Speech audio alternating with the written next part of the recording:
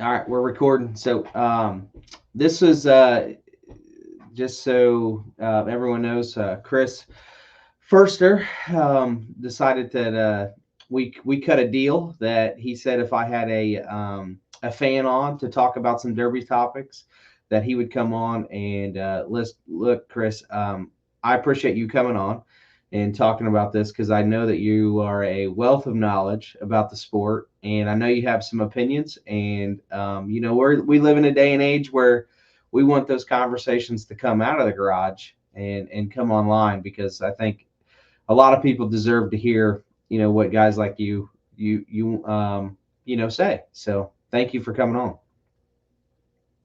Thank you for having me on. And I guess a deal's a deal, so here we are. You got me. So we got about 28%. So when she dies, I'm checking out. All right. All right, that's a deal.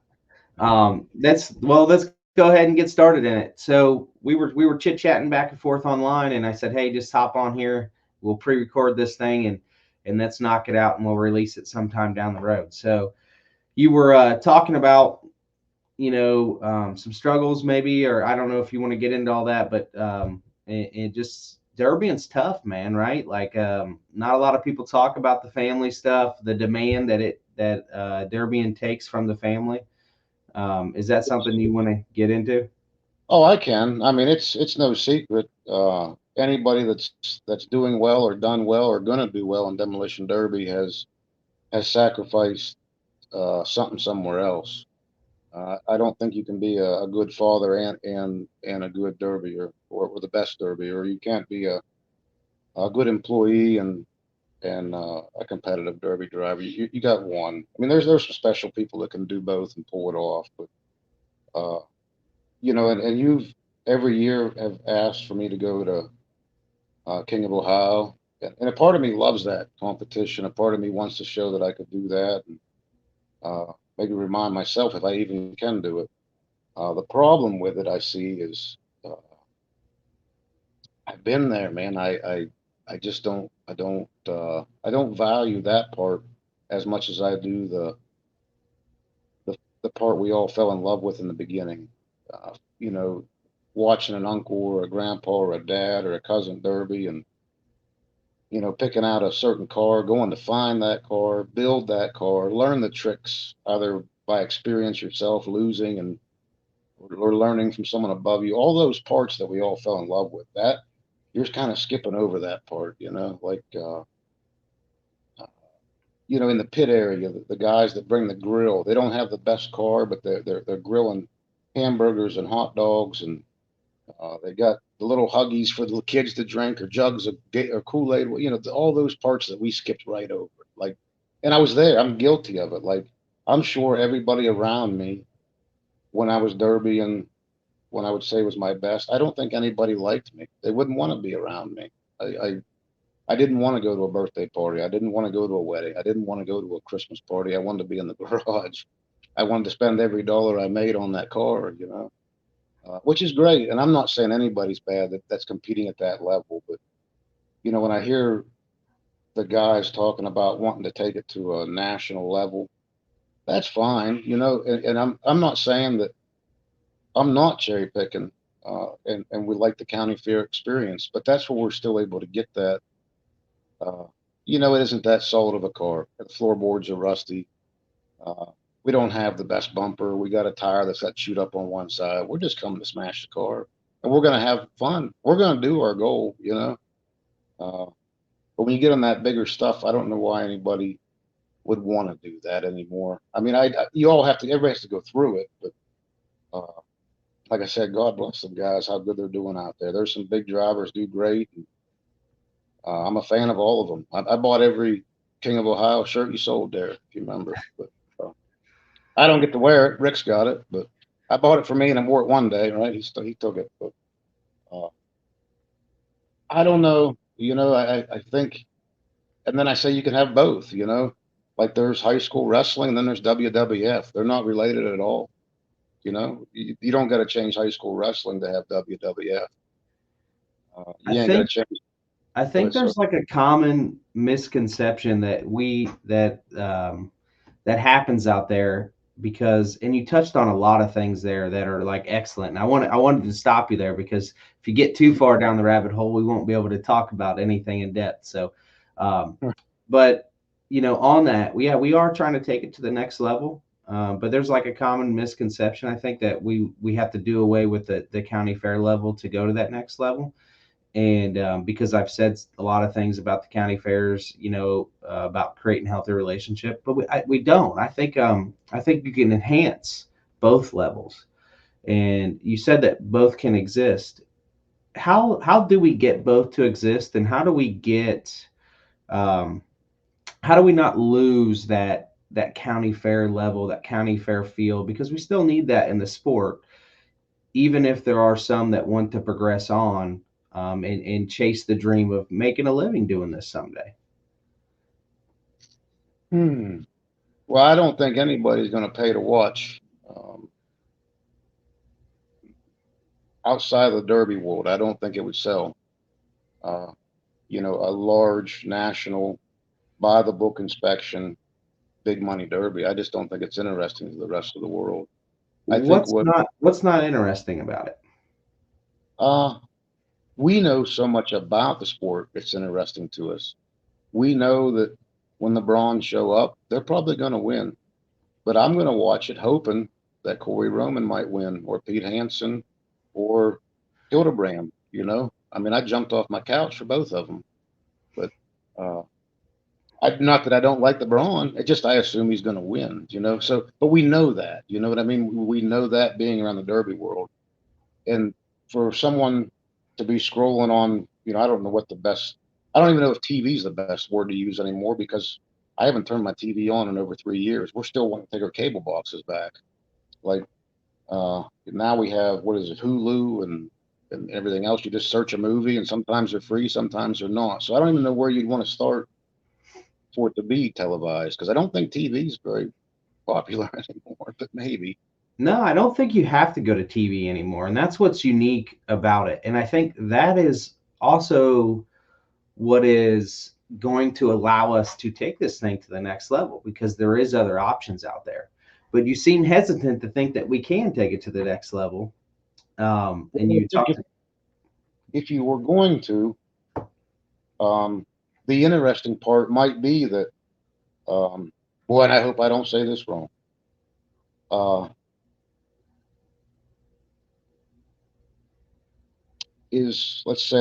Let's say that Bronze is the villain, and there's this part of the movie is showing this guy that's winning, has the best. I mean, he's got everything, And the second part where your hero, I don't know who that is. I won't name a guy because I don't want to make anybody feel good or bad about themselves, but to show his struggles coming through the county fairs, or finding, it took him a month to find that wagon tucked in behind trees, and to build it and find his engine guy and go through that. Now you got a little story behind them, where now you got interest, but just that you got the best in the country matched against each other. It's just cars hitting each other at that point. And at your level, they're so good that that's really all they're doing is hitting. They're not even, they might lose a wheel or they steam a little bit, But, so you think that there maybe needs to be some storylines attached to taking it to the next level? Yeah, and I think that seems sappy for a Derby guy to tell a Derby guy that, but I'm going to be honest. I don't think the rest of the world's interested without it. It's got to have some kind of, I mean, it's just my thought. I mean, I don't know anybody has the right recipe yet, but it's going to have something pretty exciting attached to it, I think. Yeah, we're doing some unique things with the format, because what you're talking about, there's been opportunities for demolition derbies to be on TV, and it's been sold through that narrative that necessarily maybe isn't portrayed as demolition derby being the most sophisticated people in the world. We implemented a format, and you commented on it when we were messaging back and forth. And that format is to create an actual sport that becomes measurable, and in wins and losses. And you have to compete against each other. No longer, and I've said this a lot. We haven't had this conversation. This is a real conversation.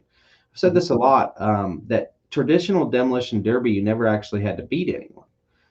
And this isn't a knock on traditional demolition derby, but if you think about the foundation of where it started to because you wanted to crash cars, right? And then there eventually became, well, the last car running wins. Well, then that reward kept getting bigger and bigger and bigger, which Yeah. kind of introduced the sandbagging issue and all of that, right? So I think we've all done it a time or two. Some do it a lot more than others, but yeah, so our sport has transitioned from that just let's just wreck cars to, well, let's actually define a winner. The next step of that is why we introduced the format to actually have competition and say this is how you beat cars, this is the way to beat cars, this is the next level or the next step. And and to talk about that a little bit, it didn't come out of nowhere. It came out of watching guys at Mercer County, where I'm from, where, like you mentioned, Braun, Zizzleman, Toby, all those guys are from there, right? That's what they would do. A guy would hit them wrong, and they would stay on that guy until they're out. And that was the most entertaining part of the Derby for me, like personally watching, was those battles within the Derby, like when you were really educated on what was going on. so So you that had a format, hero and a villain, right? So yeah, Ziz or Toby, who else you say? Uh, Ziz, Toby, and Bronze are all, that's Villains. Mercer County. There's your three villains and every hero that stepped up it, right? Yeah. Yeah. So That's it was great. interesting. Mercer County. I'm in Mercer County, PA. That's weird. Yeah. Mercer County, Ohio. I know, Toby really well. Yeah. Um, but that's where that format came, you know it just, that's how it developed, right? That thought process of let's actually put some wins and losses, and if we can get this thing to TV, let's have some stats that go with it, and let's sell a sport rather than sell a piece of entertainment. Just a piece of entertainment. Let's sell a sport. Let's sell wins and losses. Let's create the guys that are supposed to win, the guys that aren't supposed to get beat. So when you talk about heroes and villains, I think in my thought process, creating it was that is what it's creating. It's creating the guys that are always supposed to win, but then it's also putting them on a platform that they can lose now, rather than run with half the field. I think I understand what you're saying now. Um, Now I'm kind of picturing boxing. Like I loved boxing when Mike Tyson was still involved. Uh, I don't know. I just kind of lost touch with it. Maybe because I pay-per-viewed too many fights and they only lasted a minute. It was $100. I don't know. Yeah. But now, like I kind of like Rocky's not a boxer, but when him and that guy took it to the street, it was entertaining. You know what I mean? So maybe I am kind of trailer park a little bit, but I like that little bit of drama that goes with it. I don't know, but I think you're real close, and now I do understand what you mean. You would build those stats. You would build your heroes and your villains. Uh, help the public that's not in the derby world understand.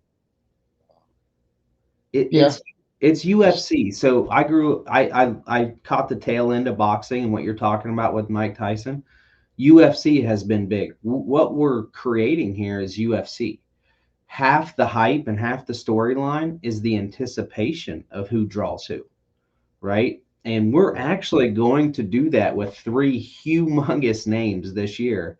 This isn't out to the public yet, and we won't air this for a couple weeks, but we're going to do that for the first time in Demolition Derby history. There's three huge names that have agreed to run against each other to create exactly what you're talking about. that'll be good. That'll be good. I got Yes, two. it's I got two guesses, I guess. well, it's people that have egos, right? That are also extremely talented, and they know how to sell things, right? They're polarizing, and we need, in my opinion, we need that as a sport. We need polarizing figures to go out there and put it on the line for the entertainment of the sport, and then also say, walk around like they can't be beat. And then you have the or with those guys. It's the UFC with cars. I'm digging it, and I might have been. See, there's been so many live streams. I don't remember what I've said or haven't said, or what you have said and haven't said. There's uh, you and Little Freebie and TJ and Mark and everyone's doing videos. I don't know where some of it that sparked a conversation piece for me. I don't know where each one of them came from. Well, there is a lot of content going on right now, and I think it's really good for the sport to be talking about these things publicly Well, because, like we said, I'll tell you this. Well, I'm just going to say it, and you can edit it if you don't like it. I didn't think much of Don Santel in person, and a little bit that I've interacted with him. Uh, that podcast, a Little Freebie had on him, it benefited, or it didn't benefit him. I'm just me, but I got a better liking for Don Santel after hearing his thoughts. If that makes any sense. it And then makes a there, ton of sense. and then there was the guy I think that took over Metal Mayhem. Hmm. I had helped Jack Trissler with Metal Mayhem, and I thought they were pretty strict. But I mean, I'm being told I'm real lenient, so a lot of things don't offend me that offend others. But I had heard rumors that this and that had happened when it changed hands. But hearing that guy talk, I was ready to sign up. Right up till I heard his feature was 3 hours long. I was like, I'm good. Uh, it takes me less time to drive there than their feature runs. But I tell you, after about 45 minutes, I'm pretty bored. I lose adrenaline at about the 40-minute mark. So stuff's going to happen, good or bad, at the 45-minute mark for me. Well, it's a 3.5 hour feature is a long feature, and Crazy. that's going to be that's very hard to sell to a Derby person, let alone a non-Derby person. Like, that's a stretch. Yeah.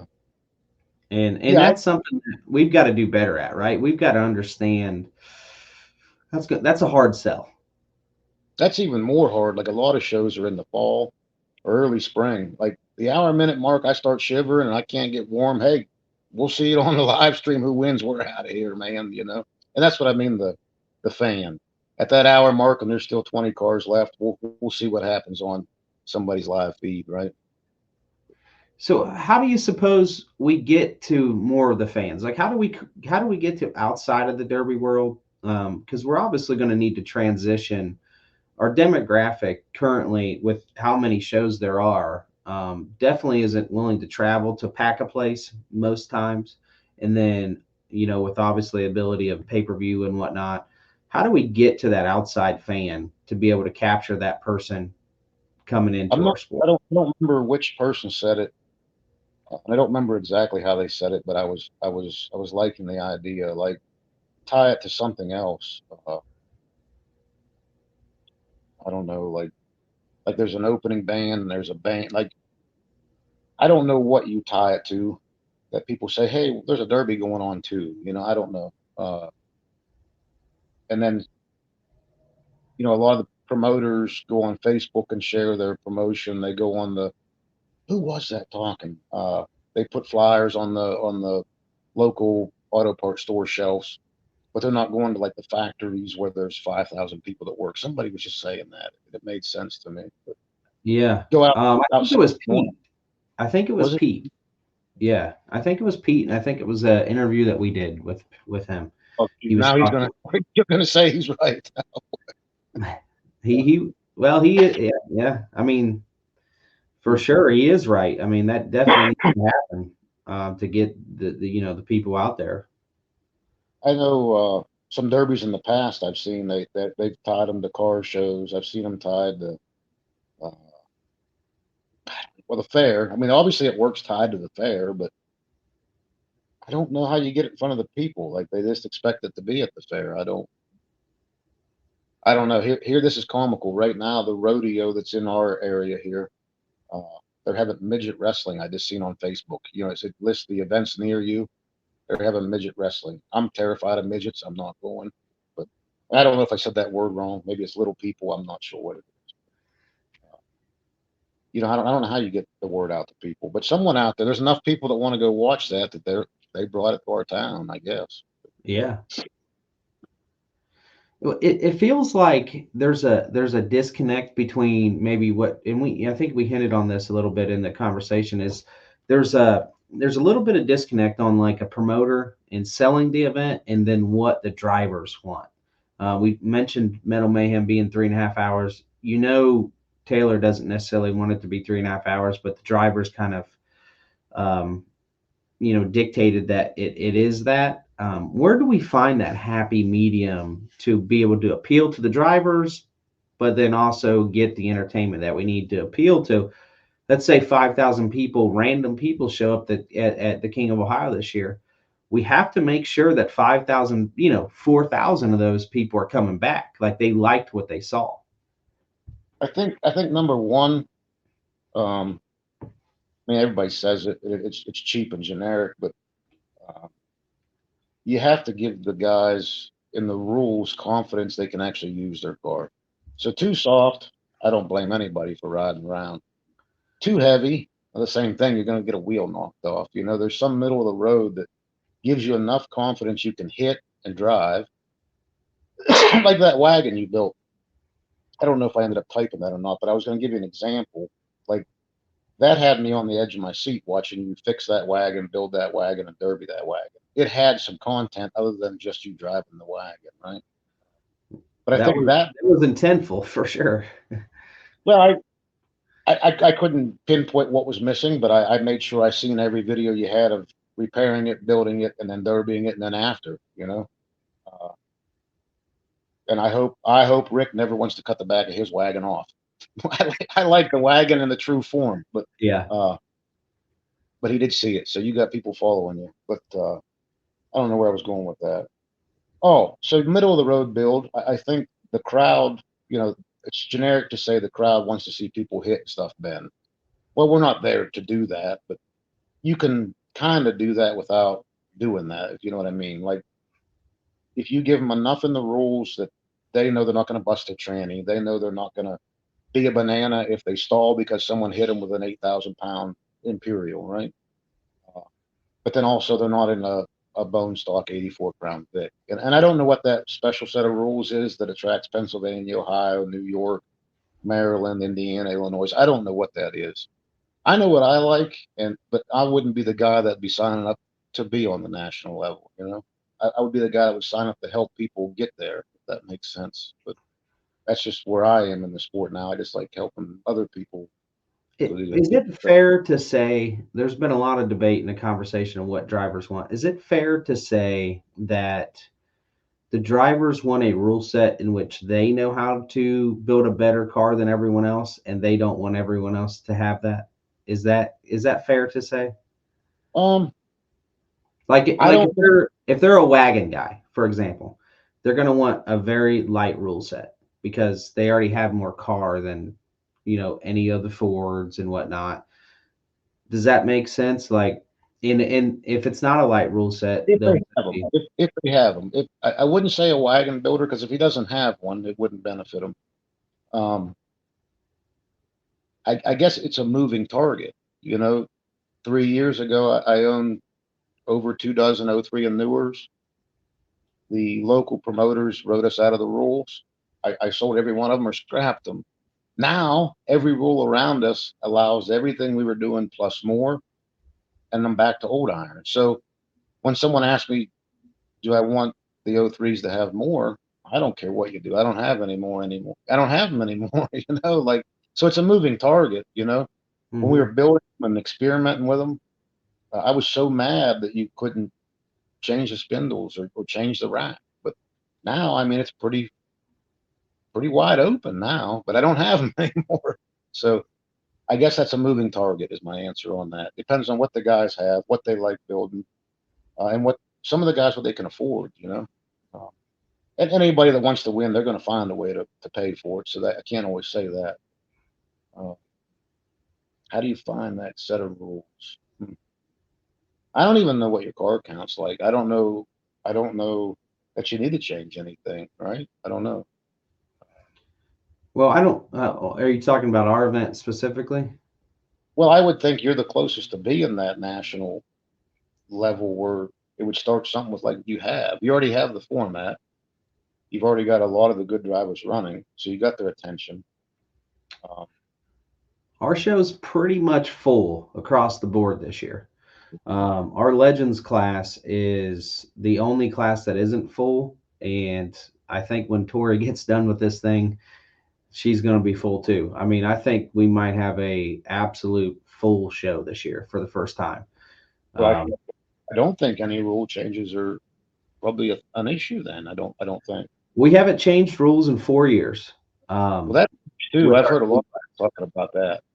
That is Yeah. huge. Yeah, we haven't changed rules. Now, I will tell you that with the caliber of drivers that are in specifically in that King class, I mean, they're finding things that people in 4 years haven't found, or at least looking into them. And then we have to say, hey, here's the line. So it's very fun conversations to have with these guys for sure. But I mean, the caliber of guys that are coming across the states this year, it's really second to none in an individual show. That is.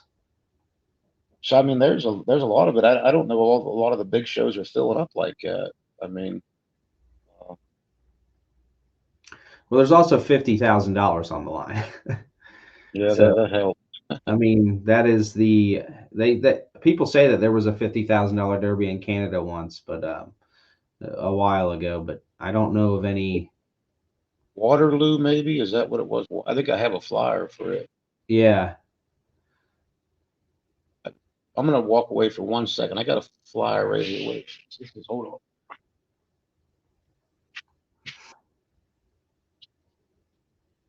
I think he might be checking that flyer out. This alluding to that show that paid 50 grand once. I think. I was wrong. I got a flyer up there that was 10,000 in South Bend, Indiana, like in the '60s. I was wrong. It's all black and white and faded, but somewhere I've were very big money back then.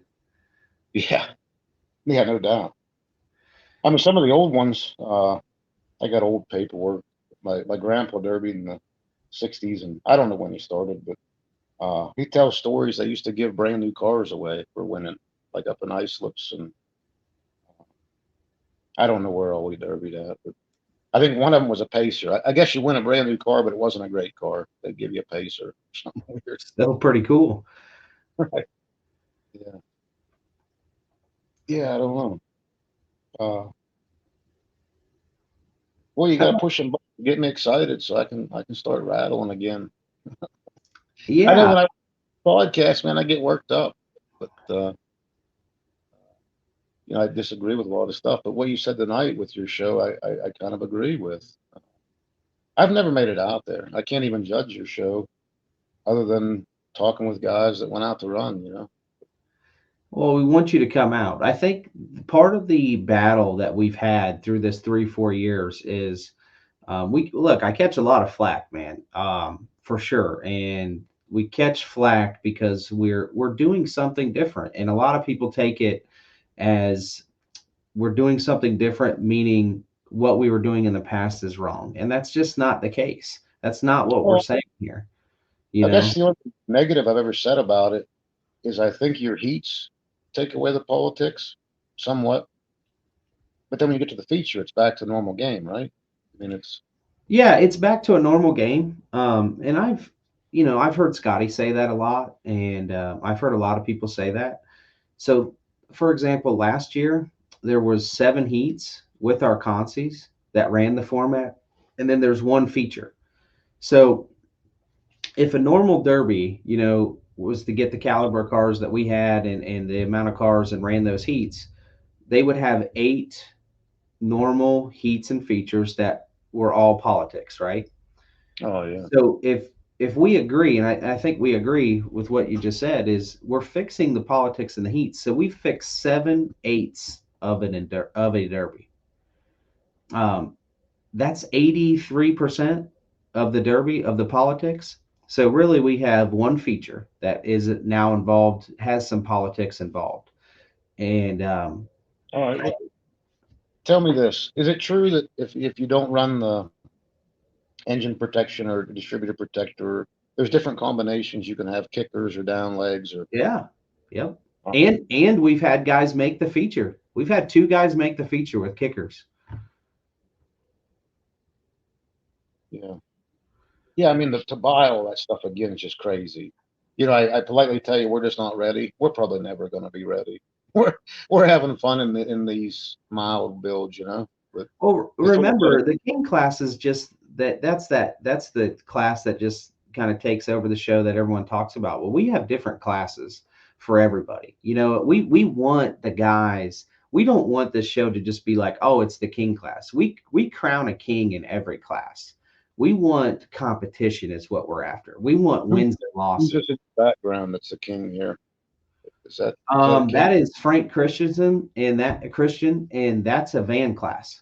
He gets the same stage, he gets the same trophy, he gets the same presentation, he gets everything, man. We want the baddest van drivers on the planet. Then we want the baddest front wheel drive guys on the planet. Have you seen that video on YouTube? There's a van. It must have 6 people in it, and they're derbying. Have you seen that? No, no, I haven't. What? Rick, my son found it for me. Somewhere in this country, they are derbying with like 5 passengers. Like they got a back row, not all the way to the back. They got the middle seat. It's the craziest thing I've ever seen. Yeah, I'll have to send it to you. yeah, that's not good at all. But Wow. getting back to that, 83%, we're fixing 83%. If there was a fix to that feature, I would absolutely implement it because I want the politics to be out of it. Now, on the other side of that, Chris, I will argue that we did fix the feature, and here's why. In the past 2 years, we paid 25,000 to win 2 years ago when Mhm. Trace Braun won it. And then last year we paid 26,500 to win when JT won it. There's Yeah. only 2 competitors that have made the feature both years, and that's the Allen boys. That's it. So the entire feature was brand new. So there was no previous. If there's politicking going on, it's politicking for that year. It wasn't. It didn't matter the year before, because these shows Okay.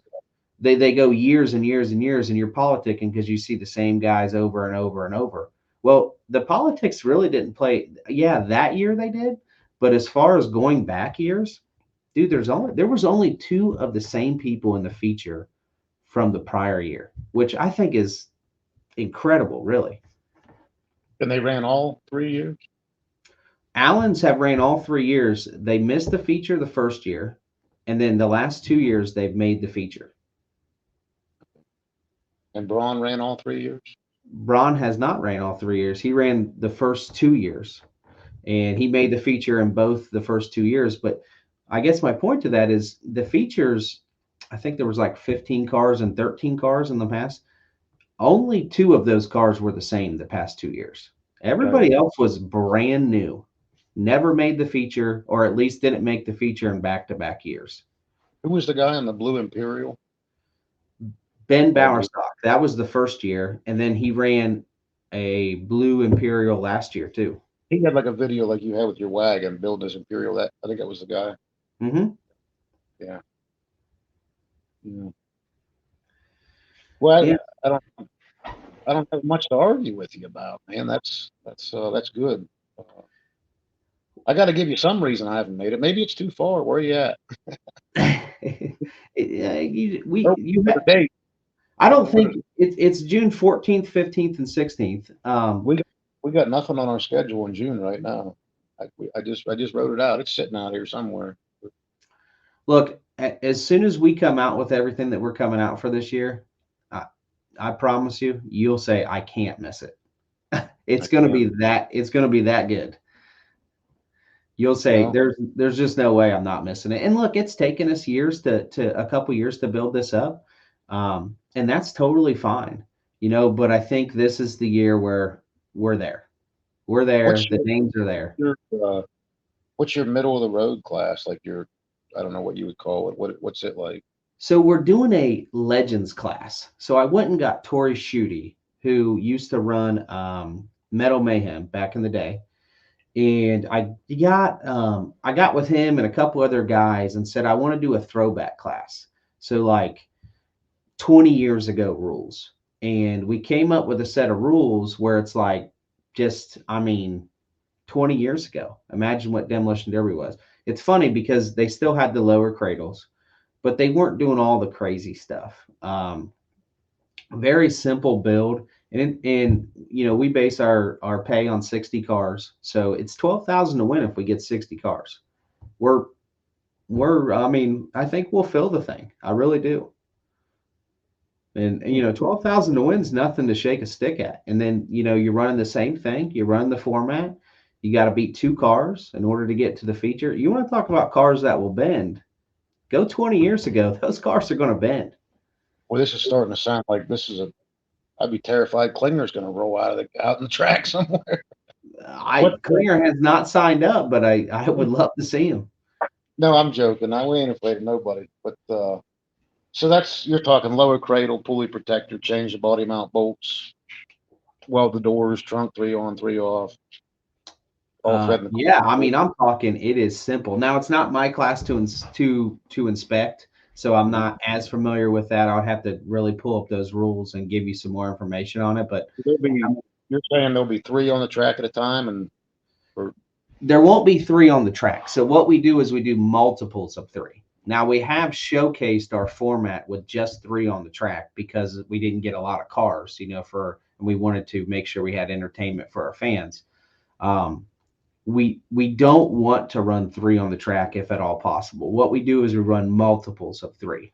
So we have 3, 6, 9, 12, or 15. And that way everybody can mix it up with their groups.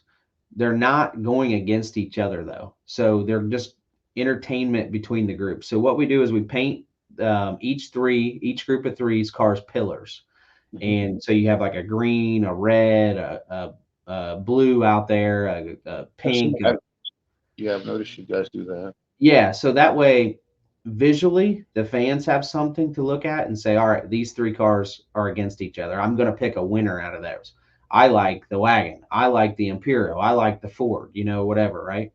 So they're automatically creating the underdog and the hero that's supposed to win. Oh, it's so-and-so. He always wins. He's going to win this heat. But we do that, and we do that 3 to 4 times. We want 9, 12, 15 cars on the track. So that entertainment is just nonstop. That action is just incredible. Now, you may have a dud here and there because guys are playing chess games or one of the heats ends early or something. But that's why we have those other cars on the track. We don't interfere under any circumstance. So we don't help any cars under any circumstance. And we don't break sticks. We let everything dictate itself on the track. What we will do though, and I want to be clear, is like,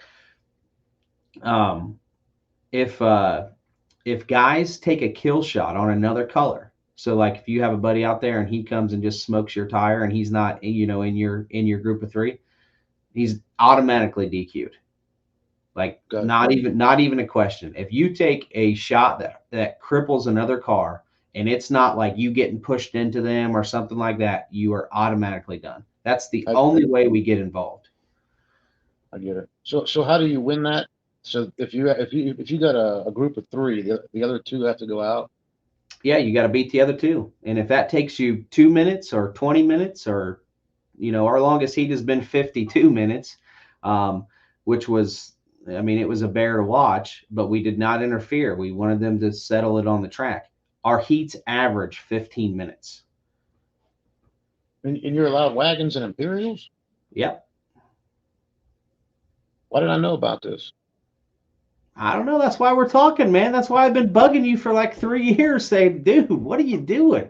I just thought King of Ohio was the big cars.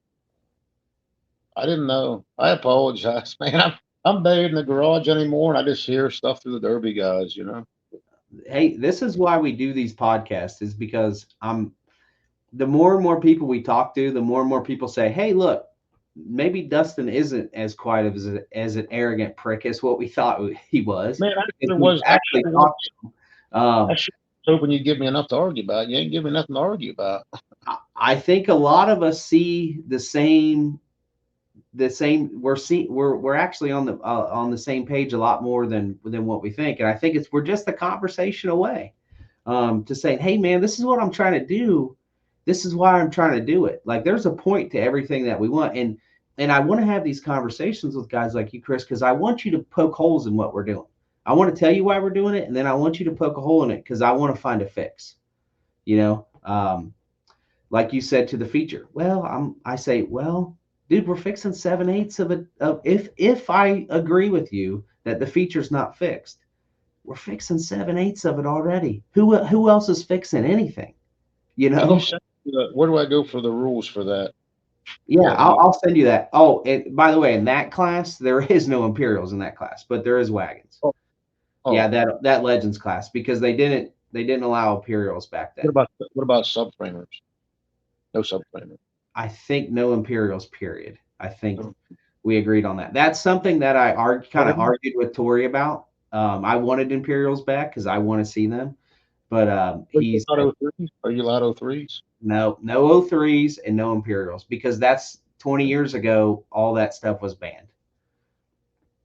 So Yeah, you are 98 O2s, you are, the sedans, wagons, stuff like that. got you. Well, the caddy would be fine, right? Caddy Yep, would be good. yep, yep. Plenty of caddies ran back then. Yeah, yeah. I'm interested. I like it. I'll send it over to you. What have you heard? What have you heard? Have you heard guys run the format and not like it, or what do they The say? only guys that I know that run it, um, Corey, he's got nothing negative. Might have mentioned the entry fee. It might maybe he wasn't being negative. Maybe I was negative. Yeah, Uh, Pete, I think he's happy with it. I think they both like Toby the way the way that he thinks inspection line. I don't know, but negative or positive. I know they mentioned that. Uh, I know of Hildebrand, and I know guys that help him. I don't know him personally, like to tell you what his phone number is, but a lot of the guys that help him, I know. There hasn't been a lot of negative. No, I just in my head when you say it's fixed, I just I'm just that guy that it's easy enough for me to say no, you're wrong. It's not fixed yet, but uh, and that's tough. Like going into Ohio is tough, man. Like you're already in Ohio, so you just think Derbian's that way, you know.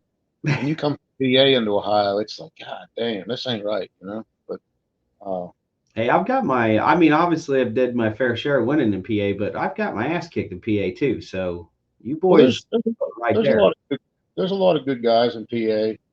There's not a lot of them interested in going into Ohio real deep. Uh, it's tough, man. When you first go into Ohio, you get in there a couple hours into Ohio, everybody's against you. The fan, the security guard, even the guy selling French fries. You know, the whole experience is against you. It feels like, but the inspection, the whole deal. So it's an uphill battle, if you know what I mean. Well, I think we've experienced that uphill battle. I mean, that this is part of the reason why if you're going to pay this type of money, you have to have the format because people just will not come. I mean, Chad Markley's coming this year from Kansas. There's some Wisconsin boys. There's some a South Dakota guy. There's a Colorado guy. I mean, all over. You name it, it's all over. But they're coming because of the format. They're not coming because if it's a normal derby, they're not interested in coming. They're just not because of the same stuff that you just said. Yeah. Well, I think that format it might be in an aggressive driver's advantage to run. I think Yes. uh, a guy that a guy that tries to outlast people, this ain't the show for him. I think I'm not saying you got to be a mad dog, but you got to be an aggressor. We want to measure with that. We want to measure your we want your skill to be measured on your ability to beat cars rather than to avoid cars. Yeah, And I think for far too long, a lot of these shows are about your ability to avoid cars. And that's just not Demolition Derby. It's just not like that defeats the whole premise. When you beat somebody, you have to beat them. You have to destroy them, you know? but it used to be that way, and you can still do it. What's tough now is everybody's got a good engine now. So even if you ran hard in the past and your engine was good enough to stay going, even running hard, the junkyard motors were just about done anyway. So you still won the Derby. Now, if you're out there with a field full of everyone's got good engines, you run hard, you might as well consider you might make top 10. There's a guy over there riding around. He's going to run for 3 hours. Mm-hmm. I think some of the best engines I've ever had, they're starting not to run real sweet at an hour and a half. So I don't know how they get them to run for 3 hours. I have no idea. I guess not drive them. I don't know. I don't know. Yeah, I mean, you don't get into them, or you stay. I mean, really, you just rub paint, right? That's the only way like a stock car lasts 3 hours is you're rubbing paint. There's just no other way about it. Well, I'm going to give up the secret how to beat me. I can't stand rubbing paint. I get someone on each side of me and one in front of me, one behind me. It's the Tasmanian devil till I get out of there. Like we're just going to rip every wheel off until I melt this thing to the ground. I can't do it. But Yeah. I like it. I like it to be open. Like just I don't See, know. we want that, man. We want that right there. We want to showcase that 5 times in a heat, and it just be so action packed. Because this is really the first year we're going to really be able to do it because we're going to have the amount of cars to put that many cars on the track at one time, the 9 to 15, and it's just going to be electric. I mean, motors are just going to be screaming. It's kill or be killed out there, and that's what we want, man. We want to showcase that to the fans. I'm in. I'm in. You're going to send me them rules, right? I'm gonna send you those rules for sure. And you Um, said how we'll run that mile, Bill? 30. So 31 um, shot or no 30. Say that Oh no. again. How's that going to run heat and feature? So you're going to put one heat. How's that going to work? So you're going to go. So we're gonna run the format in it, and there could be 60 cars in your class. How we do this is we stage you right front and center in front of the grandstands. You have no idea when you're getting drawn. So we come out of the booth, and let's say heat one's getting ready to draw. We stage you guys right there. You don't know when you're getting ready to run. We come down with a bucket, and it has. We've always done numbers in the past. We made you just names this year because people say, "Oh, well, I don't know, it's fishy." It's like we're drawing out of a bucket right in front of you. Okay, but we draw out of a bucket. I'll have someone draw the first chip, and then let's just say it's you, right? Then you come up and draw the second chip, and then whoever you draw comes up and draws the third chip. That's the first group of 3 that is going directly to their cars and pulling on the track. What's that for? Just so that the guys don't try and make a team. Yep, no politics, no politics at all. How would that even help you? Because you're only taking one, right? Do you even We're need only to do that? taking one. It's Well, more of a that'd be a bum deal. Run with me till I got to take you out, I guess, right? well, Yeah. people. That's what people have said about our format. Oh, Don said it. Well, it doesn't actually eliminate all the politics. There could still be 2-on-1. Well, there's no benefit for it to be 2-on-1. So I don't know No, who. no, that wouldn't. That'd be a bum deal. You're only going to be together till one's gone. Yep. Yeah, so it doesn't. I mean, I'm telling you right now, damn well, if we're on the track together, there's no way you're passing up a shot on me on a tire shot. There's no way. Not if not if I got to win between 3 of us. No, To it doesn't make any sense, especially if that type of money's on the line when you But only if have to beat 2 cars. is there second place money? That'd be the only reason you'd even make a deal. There is no money for taking second to last, right? Well, that's in the heat. You just go to the consi. And how our consis work is a lot of people just say, "Hey, everybody makes it in the consi because we want everyone in the feature." Dude, we've had 45-minute features and we've paid the best money in the entire country. And the reason why is because we don't let everyone in the feature. Right. You have to earn your shot in the feature. So last year, our king cars, we had 29 king cars last year, for example. We, obviously multiples of 3, so we had like 12 or something make the feature. But then through the consi, our consis work like this. We had 12 drivers that were in the consi. We drew 6 and 6. We're only taking one. We're running 2 consis, and only the winner moves on. That's it. So now instead of running against 2 people, you have to beat 5 people, and you have to beat them. It's a feature. Basically, last year we ran 8 features because the only way you're making the feature is to win. Fast car. That's it. Yeah. Oh, Well, that is taking it down pretty far then. I got you. Why can't I argue that no more? I guess I never asked. I just assumed. I don't know. You know, it's hard for me to get interested in big money shows because uh, I just don't see the value. You know, like you can say I won this year and there's a new winner next year. You know, if you're paying 50 grand, the car is going to cost me 50. So it might as well No, buy a no, it's trophy. no, it's not. Well, that's how my brain works. I'm going to buy the cleanest wagon we can find, a brand new engine, brand new rear end, brand new tires. So that's why I I, try to I stay with. I get what you're saying there. The reason why we took it to 50 is because a lot these guys for 10,000 were having 30, 40,000 in their car anyways. Oh yeah, So no, yeah. I don't think you shouldn't have went to 50. I just think for me, I'm not interested. I think them guys are great. I do. I respect every one of those drivers and I know the amount of work they put in, so I don't want to disrespect them, but I kind of fit more in that middle of the road class you were talking about. yeah, Bend but it, then that's back on the trailer and watch the show, right? I mean, well, that's fine, man. Because look, think of it in terms of NFL and college football and high school football. The guy that wins the high school state title doesn't the college guys don't come down and say, yeah, but you didn't win the national title, right? And the NCAA guys don't come down and say, yeah, but you didn't win the Super Bowl. Well, I couldn't win this. You know what I'm saying? I'm not in that level or that class or whatever you want to say. So that's why we want to create these different prestiges. For example, your boy or like Scotty Freebie. Okay, this is a perfect example why I think there needs to be structure in the Derby world, is because your boy or Freebie are some of the most successful youngsters out there and that we've ever had, because you and their parents are providing opportunities that a lot of these guys didn't have, with the knowledge to build cars and the equipment and all this. I think it Yet, was I think it was perfect timing. Um, it was smaller and more manageable, for Casey at SMW.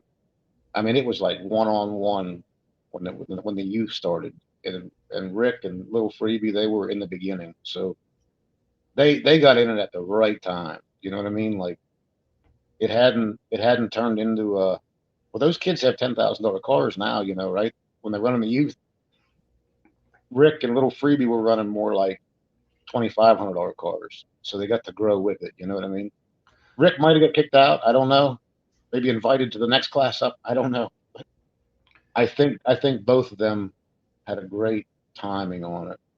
And Casey's awesome with the kids. And I'm not saying that for whatever, but he did a lot with the kids. And he still does. I mean, but in the beginning it was amazing because there was just so few of them, only like 10 or 12 kids. well, we Going need out. that. We need that structure, and I think to create that within these classes is extremely important, because I think what Freebie's seeing is specifically him is because he's going out and running these big shows and these big money shows, is he doesn't necessarily have the experience that a lot of these guys do on the track yet, or maybe isn't in the clicks and this and that. So it's a different learning curve. And I don't want somebody like him or your boy to have to go down the road of spending all this money just to be constantly disappointed. I would rather create a hierarchy where you are the baddest youth driver in the nation, right? But then you go up to, let's say, rear-wheel drive street stocks, right? And then you're the baddest rear-wheel drive street stock guy in the nation. And then you maybe go up to like the pro stock or like the legends class, right? And then you're the baddest guy there. And then transition throughout the years, maybe you go up, you know, to the king class or a king style build, but that's years Well, down the road. that's gonna take an army to help a youth through a program like that. I couldn't. I tell you what, if I cut the wires behind a dash of a compact, it's junk. It's a paperweight because I can't build a compact. So uh, and I know little Freebie and his dad they can, and he does do well in both. Uh, and I see your vision. But if Rick would have had to start in compact, he wouldn't be Derby. I'll tell you, Well, I there's don't only think I don't think you have to though. I think there is room for the motor swap, right? But yeah. you shouldn't go from motor swap to have to compete in the king class. because I don't think that's a path for success for our youngsters. I don't think financially it's good. I don't think competitively it's good. I don't see any benefit in not creating a structure or a hierarchy where your boy and Freebie are the baddest high school football players on the planet. Now you get an opportunity to go to college. You know, you don't just go straight to the NFL, because if you go straight to the NFL, you're going to get hurt. It's just not, it's not good. You know, it's not healthy for our sport. So I wasn't following you right. What is the college football class then? What is that? What is that? Well, the Is college football class could be, it could be two different things. It could be that rear wheel drive stock class that Robbie Crittenden's doing, that 4.6 class. It could be Casey's motor swap class, you know, that he has. It could be that pro stock type build. But I think it's certainly not the king class. Like the king class is that next level. That's that tier. That's the guys that are financially stable, a little more stable, that have the money and the backing to do that. Um, yeah. it could be several classes, but it's definitely, we don't. I don't think we want to encourage our youth to take that big step, because I think they're going to be disappointed. Didn't Little Freebie, did he win his heat? I think Little Freebie Yeah, won his heat. hell yeah, I want to see. Now look, if he's got the resources to do it, by Yeah. God, let's do it. I want to see that, because you think that's not a statement? I mean, Here's that's one of the things. Here's one of those things we might have to edit. I can't remember if it was a spring show or the fair week. It come down to Pete and Little Freebie at Stoneboro. I might have been rooting for Little Freebie. Um, you know, I think the whole place knew he couldn't do it or thought he couldn't do it, but uh, I don't flag for Frankie. You know, I told him I'd help him for a year, but I couldn't flag. But I stood on that wall like a flagger because I wanted to see it happen. But he was close. But yeah, he'll get him one day. see That's that one. that Sorry. right there is, we don't have to edit that. That's good stuff. Unless you want to, but Well, I like both of them, and I don't want Pete mad at me because I did want to see Little Freebie win, and Pete's not going to be Little mad. I don't want Little Freebie mad because I didn't want to think I doubt him, but that's a pretty tough match there. See, I want to create. I think what we're missing in the Derby world is we're missing the superstar. So think of it as a concert. Okay. So Taylor Swift sells a concert, and she sells tickets to her concert. Well, there's the headliner, there's Taylor Swift, where 90% of the people are buying the ticket, but there's always performers before that. And what they're doing, what Taylor's doing, is she's allowing the stage to be shared with them because they're up and coming superstars. They get to perform on the same stage in front of possibly the same crowd. They get to make some money, right? And they get to experience all of that. The format, for, going back to the format, it allows guys like Pete to give Freebie the shot. And if you're good enough today, you have a chance to beat me, right? And You know what the the Derby bummer? world needs to see that. The bummer with that, there's nothing for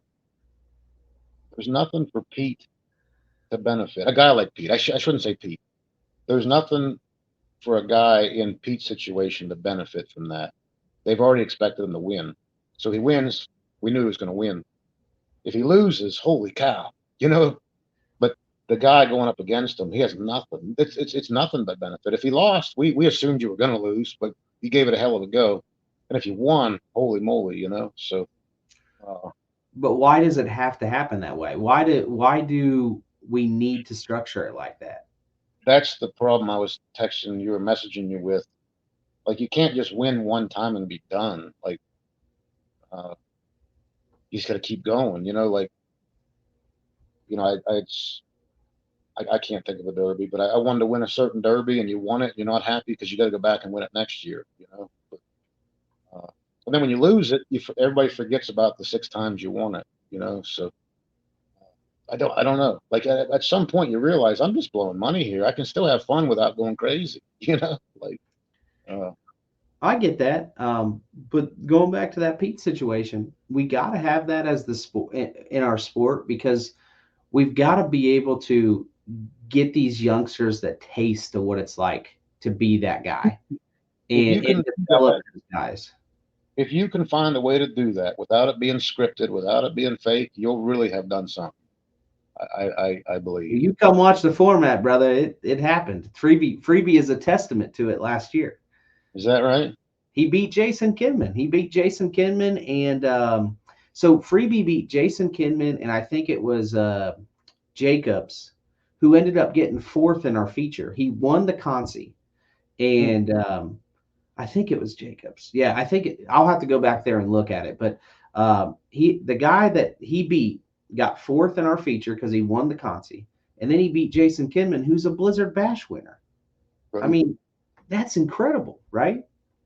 Well, and I was going to say your format, the aggressive driver would benefit, but maybe I don't know. I wasn't there. I didn't see it, but I wouldn't have thought that. I wouldn't have thought that. When you have real sports and real competition, you're going to get results that you would never have thought would happen. And that's what we're trying to do. We're trying to I probably got to go back and watch the video now, huh? Yeah, I mean, look, I don't think Freebie drove the wheels off the thing, but he drove good enough to win, and that's all that matters. I do remember watching the heat, but I didn't watch the feature. I don't remember why. I don't know.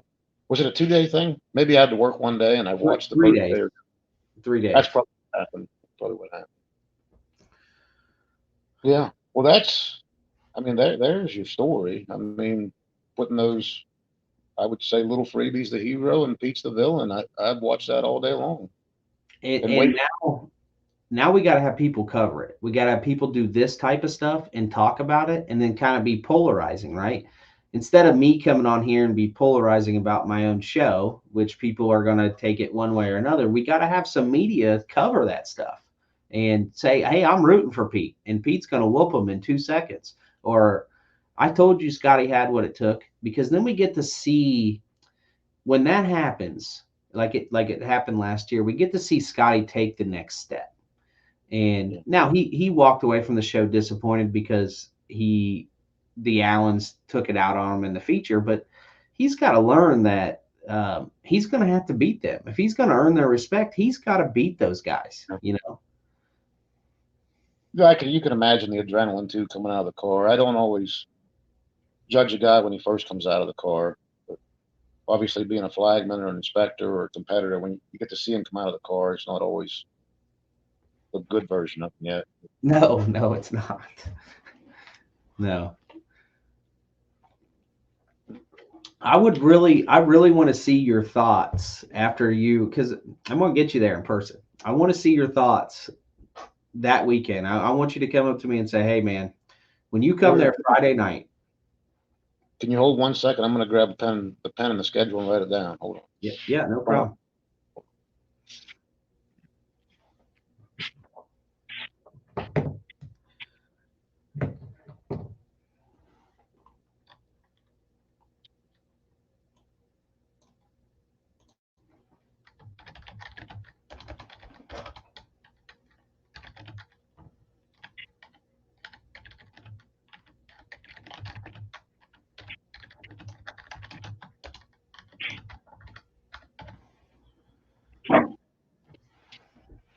Oh, there you go. Oh, you got it. June 14th, 15th, 16th.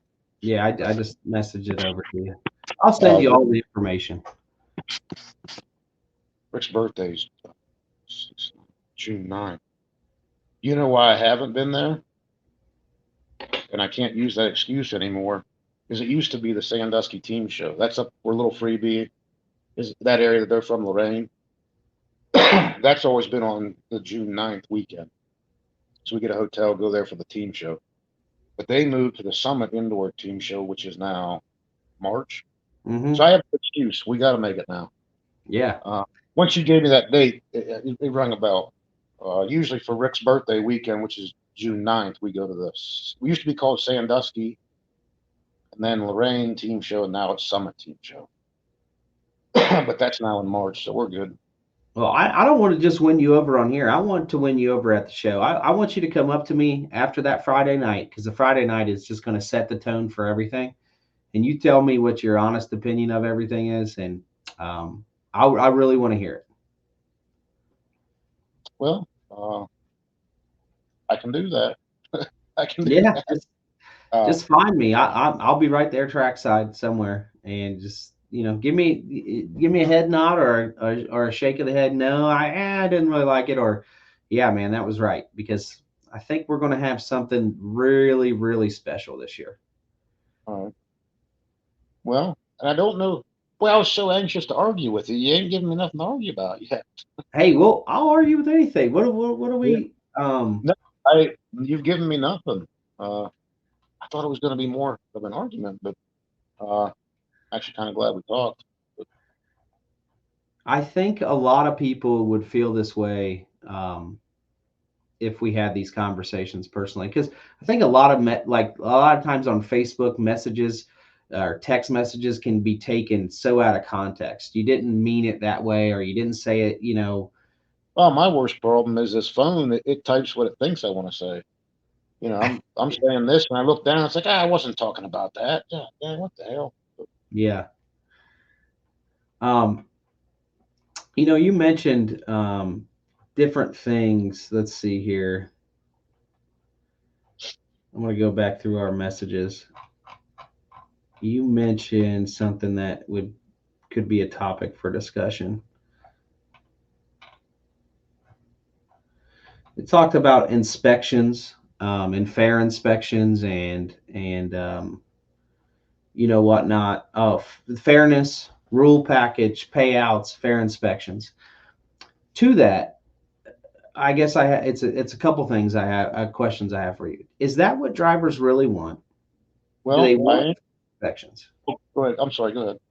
Well, go ahead. Do they want Oh, fair inspections? uh, so there was a time that I did. Um, I thought it was a perfect science. Half-inch bolt, 1-inch tack weld, uh, quarter-inch plate. All those things meant something to me. I don't really care anymore.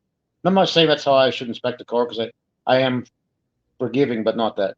I'm saying in my mind, those things don't matter to me anymore, like as much as they used to. To worry about the science of finding an AR 5 something quarter-inch plate so it's better than the guy's mild 3/8. I don't want to get into all that. Like, here's your car, here's your measurements. We came to Derby. This guy's got a move ball joint. This guy's got a bolt. Same deal to me. And, like, and you say MMA, uh, you said UFC. You said Hmm. UFC, right? Yep, yep. I don't know the UFC, but I feel like that's a mix of a different bunches of martial arts and boxing and wrestling, right? Yep. So we're going to say Mercer County, PA is wrestling. Mercer County, Ohio is kickboxing. Mercer County, Ohio, they're going to buy that Moog ball joint. They're going to buy the Mosier axle. Mercer County, PA, they're going to run the 3/4 inch grade 10 bolt for the ball joint. They're going to run the 8 lug rear end. But the rules are written for that guy that's going to run the Mosier axle, the Moog ball joint. And he gets there and they pull their hair out because the guy's got a grade 10 3/4 inch bolt for a ball joint. That's what I mean. Like, you're saying UFC, and I'm not saying you don't because I don't know your rules, but a lot of the shows they want it to be that way, mixed martial arts, UFC. But then when it becomes mixed, well, we didn't mean that part. We meant Karate Kid. We want to beat up Karate Kid. We don't want to fight Mike Tyson. So there's different styles that are coming to you. So you got to what do I say? So another example, the Bash for Cash used to be allowed any OEM bumper shop years ago. You find the longest thing. Now, might as well ask this question: did Bronze have a Pontiac rear bumper bracket on that car he won with? I'm just curious. I did not inspect the cars that year, so I had no idea um, I what think he did. I think his it was say. awesome. What did you see? Yeah. Maybe a '98 bracket.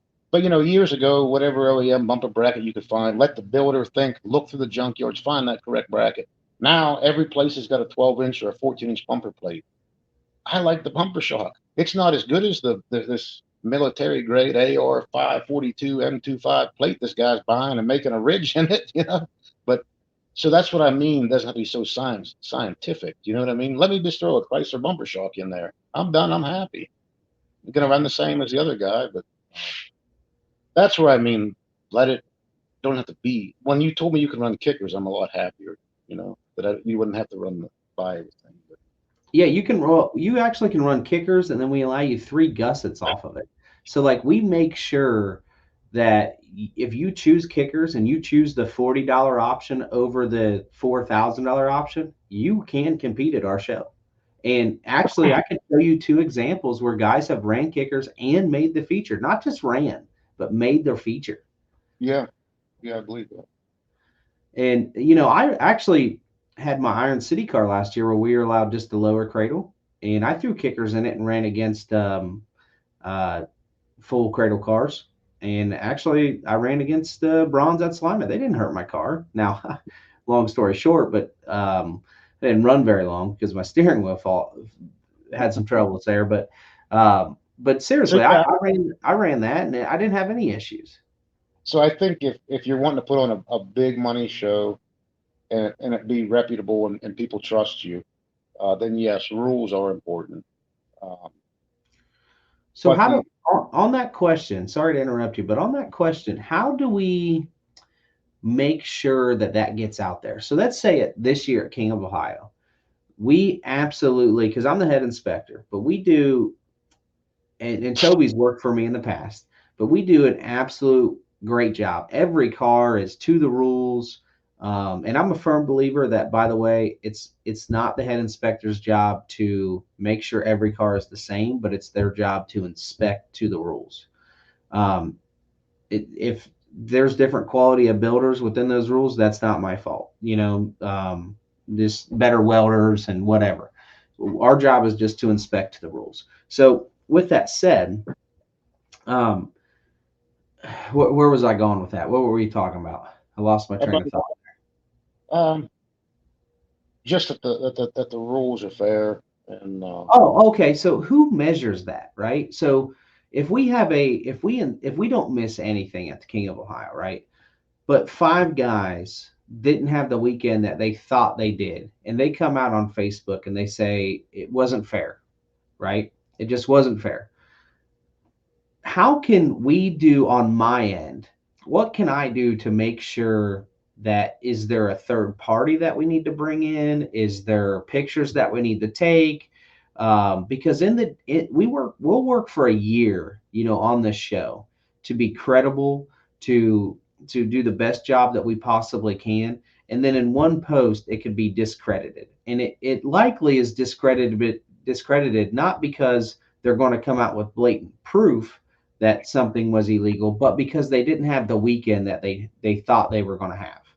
And well, what do we I do with that? know I don't know that a third party is needed. It wouldn't hurt, but I don't know that it's needed. Um, and there's different sides to it. Like I've never been mad if someone has more than me. I'm mad if someone's got something I was told I wasn't allowed to have. That's when I get mad. Yeah, Um, if someone thought of something I didn't and was allowed to have it, I'm mad at me. I'm not mad at you. Uh, but if I did call you and say that a few questions I got of this, and this, and you tell me no, all right, well, thank you for saving my time. I'm not going to do that. You get there and say, Dad, go on it, dude. You told me no. But uh, so that's the only time I ever get upset. But there's drivers that do get upset when they don't understand what what some of the rules might mean when they get there. And that I think in time the drivers and builders are going to figure you out. What you accept and don't accept. You know, and I like that you said you haven't changed rules in 4 years because if you wanted to become a faithful driver to you, it's nice to know that you got everything figured out. You don't have to start back at scratch one and start all over. But I've always definitely liked, you know, I bring up Nationwide. They didn't change a rule since 1984. It's not the best promoter, not the best inspection, but we knew exactly what we could get away with and exactly what we couldn't. And you could build a car in February and derby it in November. You knew you were going to get to run it. hmm I don't yeah, know if a third party is needed more than a team that knows how to handle situations. A lot of the fires you can put out that day, and I know the promoters and inspectors are busy, but that guy that came out of the car, he's going to tell you what he thought about it. You're going to have a hint that he's going to be on Facebook the next day. So you got a little bit of time, but I don't know if you actually have the time to deal with it. But a lot of it can be explained. A lot of complaints I see guys have. When I was into it more as an inspector, Guys trusted me and would call me and ask me, how did so and so get away with this? And I would explain to them in the rule why we gave them a stick, and then I would always follow with what took you out. You know, one year guys complained maybe about a way a guy had an engine chain. They said that's so unfair. I wish I would have known that, and that's not right. And I say, well, what took you out? Well, I ran out of gas. Well, it had nothing to do with that chain, right? But Yeah. see, but a lot of times the guys just need to talk through, So more than a third party, maybe just a counselor on duty, maybe, to talk to the drivers. But and Well, I just some think you'll this find that. this world is like the Derby world's becoming so competitive, right? And there's a lot of money on the line, and we're running businesses, and we do want to we take pride in the years worth of work leading up to the show and answering all the questions and being fair to the drivers. We want there's to be some distinction between our show and Joe Schmo's show. Like if they're doing all the things that you just said, where they're telling this guy this and not telling this guy that, or letting that guy through, I think it should be pointed out because we're not doing that, and that takes time and effort and skill on our end to make sure that that doesn't happen. So I'm all about there being somebody that comes in and rates shows and gives people the understanding, because I don't want to go through this learning curve. For example, Chris, this is the first time we've had this open public conversation. It's taken 3 years for me to possibly get you to my show. I don't want that. I want year one to it be out there that we're on a scale, we're rating, people on a scale, and it's qualified people doing the rating. For you to look at that scale and be like, damn, dude, King of Ohio's really got their shit together. Like it should. I don't Well, want it to take 3 years to get you. well, in your defense, I did find just as soon as I wrote that date down, I seen what the date was. In your defense, it's nothing you were doing wrong. We've just been faithful to that Sandusky. Well, I call it the Sandusky Team Show. It's changed the name 3 times in the 6 or 7 years we followed it. Uh, there was no way we were ever going to make it, but now they've changed it now to the Summit Indoor Well, Team but I'm Show. sure there's plenty of people in that situation, right? Where it's not getting out to, and they do want fair inspections and they do want fair calls and damn man, I mean we spend a year's worth of effort to make sure that this is right. Let me be honest. Um, I never did tell you. I said I used to be that way. What I want from you from inspection, I'm going to get it close. You like close, I like close. We go derby and we tear shit up. But from me to you, I would respect you and follow the rules. But what I do like today is we just get it close. Um, cars are expensive. We derby 20, 30 times a year. Some shows allow 8 repair plates, some allow 6. We've reframed these things 10 different times, and I'm missing a piece of frame rail, I make it. That's where I fit in now. We just get the car back to the track. That's all we do. But for a show like yours, I would respect you and build to the rules. But when I said that's what I used to look for, I definitely did. I don't care to anymore, but it does sound fun with the lighter build you got with the three guys battling 2 other guys. That does sound like fun. If anything, it will be fun. Yeah, yeah. Well, hopefully it's fun on the track for you, and if not, maybe it's definitely fun to watch in the stands. But Well, there's definitely I do like skipping over that politic part. One struggle I do have, even having fun at the county fair, is there's 10 or 12 cars there, and we know 10. Um, we kind of got to say, here's how it's going to go. We don't shut off, but we'll say, hey, we're with so and so. We'll run with you to sixth, and then at sixth, get ready, and we derby. But it should be nice to be a derby at yours. I don't even know. Maybe I know them, maybe I don't. But the deal is, I have to beat you, so we got a derby from the green flag. So yeah. sometimes I remember I told you I got 45 minutes and I'm done. So some of the county fairs are going an hour long now. I got to wait 30 minutes before I'm allowed the derby, before so and so goes out, and with that, you can just derby from the gate. Dude, That'd be I'm great. telling you right now, our heats have lasted, well, it's under 15 minutes. That's 3 years on average in 3 years. Well, that's And what it used to be in the 90s. I mean, if your heat went longer than 25, something's really weird about it. Now mhm. it's not uncommon to go. I think the first time in Arkansas, I think that derby went 2 hours. I said, there ain't no way I'd ever come down here. This is crazy. But an hour, 3.5 hours. That's a lot of adrenaline to keep for 3.5 hours. That's a lot. I've been in a car for an hour and a half, and I was like, man, I mean, this isn't really even that fun anymore. Like, You're bored um, it out. Yeah, I'm pretty I mean, bored. how many times can you hit the shifter and go back and forth in the same spot?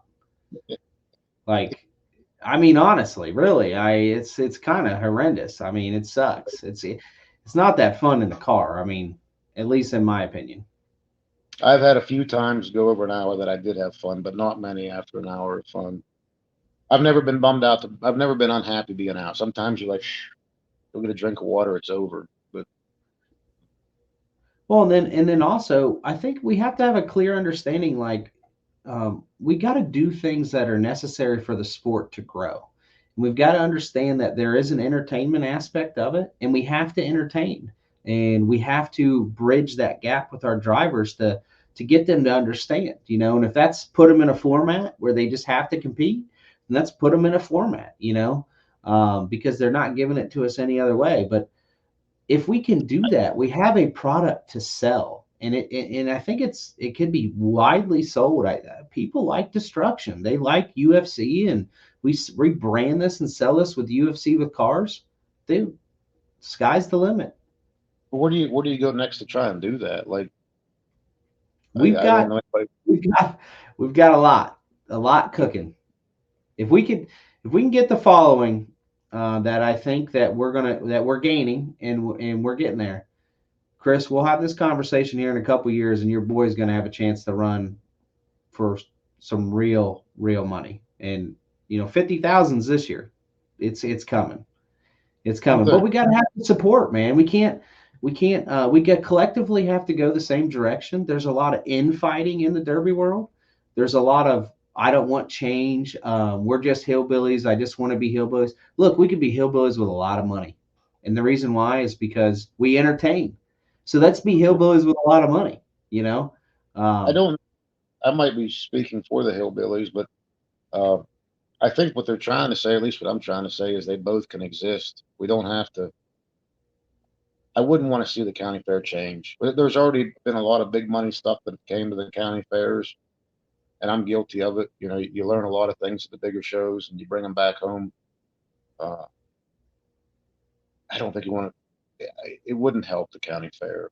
Like, uh, but I don't. I think the county fairs are essential. I think the county fairs will actually grow if we could take the sport. You think of the street outlaws, how much drag racing has grown because of street outlaws. It's everywhere. That's exactly what I think would happen with Derbian is the county fairs would boom again because there oh, was a I follow you now. So you're saying once your end of the deal becomes popular, then it's back interest. yeah, It, yeah. I think it's a double down on the county fairs, man. I okay. don't think they go anywhere. But then I also think that we have to create a healthy relationship with the county fairs, meaning they can't make $100,000 and pay out 1,000. You know, let's narrow that bridge. Let's pay the drivers. Let's Right. do So something. You that know, might be misunderstood you. I was thinking you were wanting to change the county fair, but I no, see what no, I'm hell, seeing. I'm seeing what you're saying. Yours becomes interesting and exciting, which you can't go right to the top. So these people were saying, "Oh, I can enter the Derby at my county fair."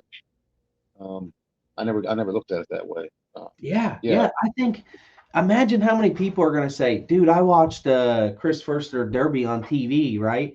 And I want to be like him." Well, where do I start?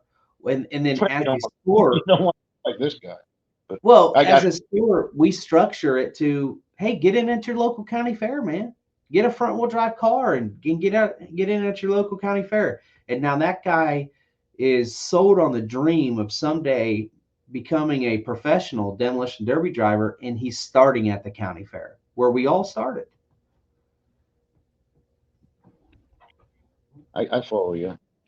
Now the now would you have there's a lot of talk with all the podcasts with the unified points. Would you have a class that I don't know if Mark mentioned it or not, or someone else mentioned it, but I think Mark would be the closest recipe to get that spread out. Like if you had a middle of the road class or someone had the best middle of the road class and they made that a unified class across the United States, he's one guy that can deliver it, right? Like instead of shipping inspectors all around, you could. He should have them come with him. To be honest, with his point system, the way his points work, he should bring an inspector with him.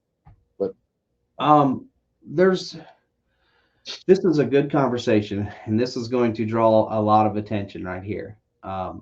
You said it should come with it. I think what Mark's doing is trying to build the pyramid and put a piece to the puzzle that is halfway up the pyramid. There's not a foundation built. There's not a structure. There's not, this is the foundation it's built on. He's trying to do the unified points and the unified rules. But if you actually look what the unified points is doing, is it's highlighting all of the issues that we currently have in demolition derby. But those, I think it does have to come together because those drivers would benefit. Because I've seen it firsthand. Either one, when Rick was running the points, or two, when I was inspecting for Frankie, trying to find those shows that your cars fit in. You're just like, screw it, I'll bring it. We'll figure it out. We'll bring torches. But if you had that unified class, that those people wanting to run that point series, if you knew that every show was the same, and you at least had one inspector the same, you could run them all. So I don't know what. So on that note, because there's two different conversations going on: the unified points and then the rules. So on the Right. unified rules, where are you going to get the money to fund that? Unified rules would be delivered. It could be made between promoters. Okay. And that's up to you guys to decide which one is most successful. I don't know if the drivers vote on it, or if the promoters vote on it, or the fans vote on it. But there's got to be some happy medium. There has to be, or some way to. It's got to be enforced, right? So that means somebody's got to travel to all these shows. So where are we going to get the money to make sure those rules are the same across all of these shows? What's your head inspector make? I don't know. How many shows does Mark have? 36. He say he has 30 shows, 20 shows. It's almost a full-time job, right? Well, Mark's job, yeah, his life is his tour is a full-time job. Shoot. Well, wherever that point show is being held, it'd be a separate part, I guess, between you 4 or 5 promoters that would share that class. Could you guys share it? I don't know. Could you guys share that is your class? The inspector gets paid between 5 promoters. Maybe it's $500 for the day in a hotel. The promoter he's at pays for the hotel and the food, and $100, and the other 5 promoters kick in $100. I don't know. How's that work? I don't know how it works. I've been in a lot of these conversations. I'm sorry. Go ahead. Yeah. What did you say there? I was going to say, how does a head inspector get paid anyways? Like if you think about it, there's one big show, you can pay them big money. If you have 30 of them, I don't think you can pay them real big, right? I don't know. Well, I don't know. I don't know. That's a skilled position, right? So it's going to require. You want to be pretty skilled, yeah. Yeah, you're going to have to be pretty skilled. Hold on. And you want 2 or 3 guys, to be honest. What's up, buddy?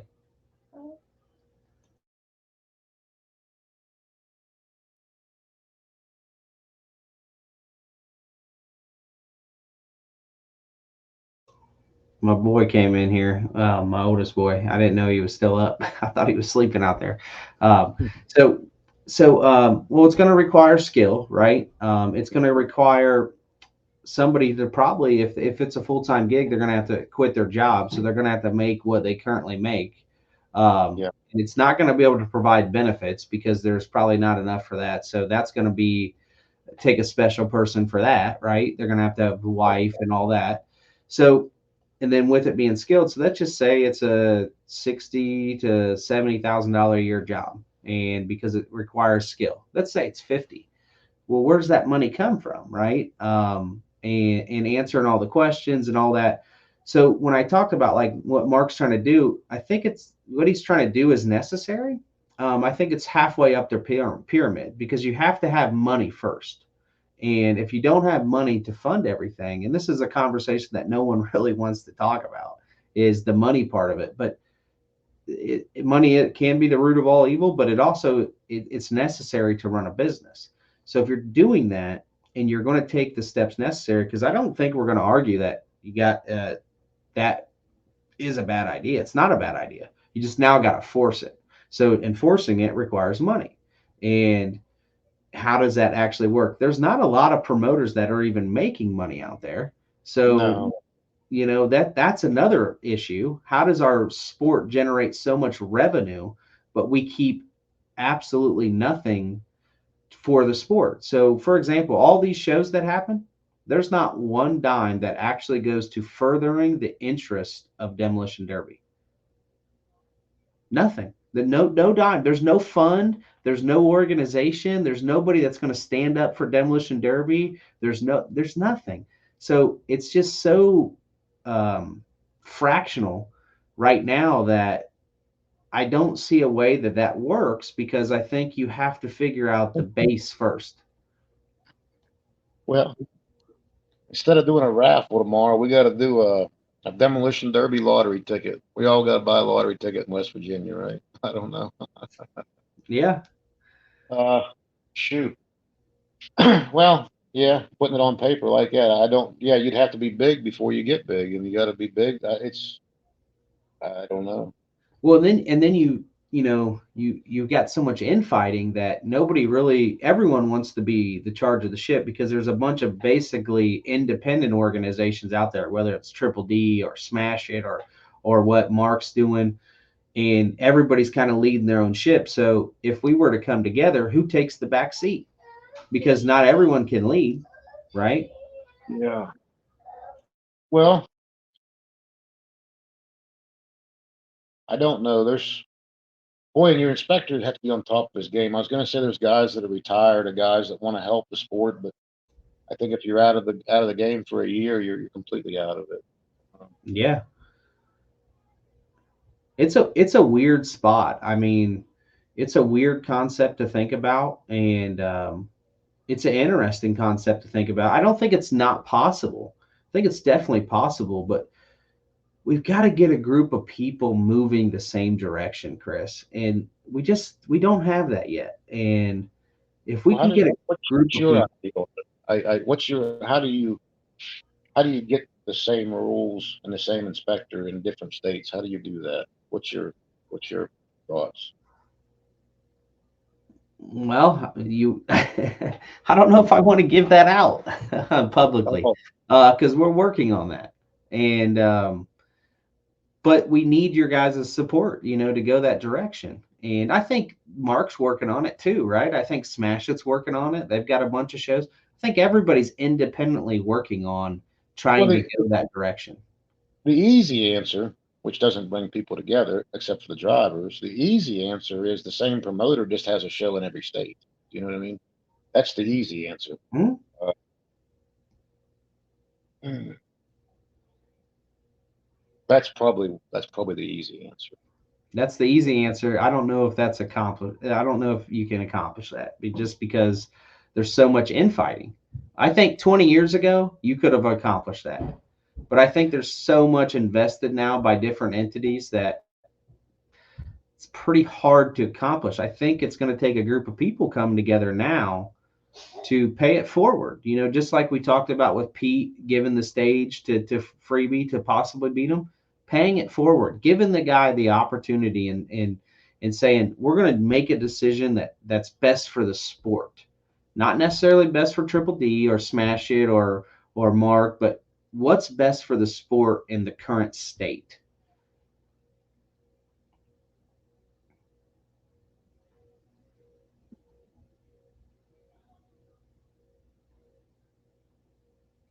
I'm gonna be thinking for a while. Gonna be thinking for a You let while. me know. I mean, due to everyone's talking about it now, but when you get into the weeds, it becomes a pretty difficult thing to work out.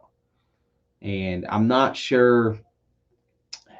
Sometimes it seems impossible. Um, I'm not sure that there's entities in the sport that really want it to happen. Current people in control that want it to happen, because I don't. Would, would it be an inspection crew that would be like separate that would travel, and it's each promoter's job to pay them? Is that is that an option? Like, I don't think it's the I don't think the idea, I think the idea can be 100 different things. I think it's the implementing it and the commitment to it from us as a Derby world that is the obstacle. I think you can come up with 5 ideas right now that if we got a group of people fully committed, we could make it work 5 different ways. But it's the commitment that, where everything stalls out. Yeah, you got. I mean, each one of you guys has your own battle you're dealing with behind the scenes, and then another promoter bugging another promoter to get put more battles behind the scenes. Mm-hmm.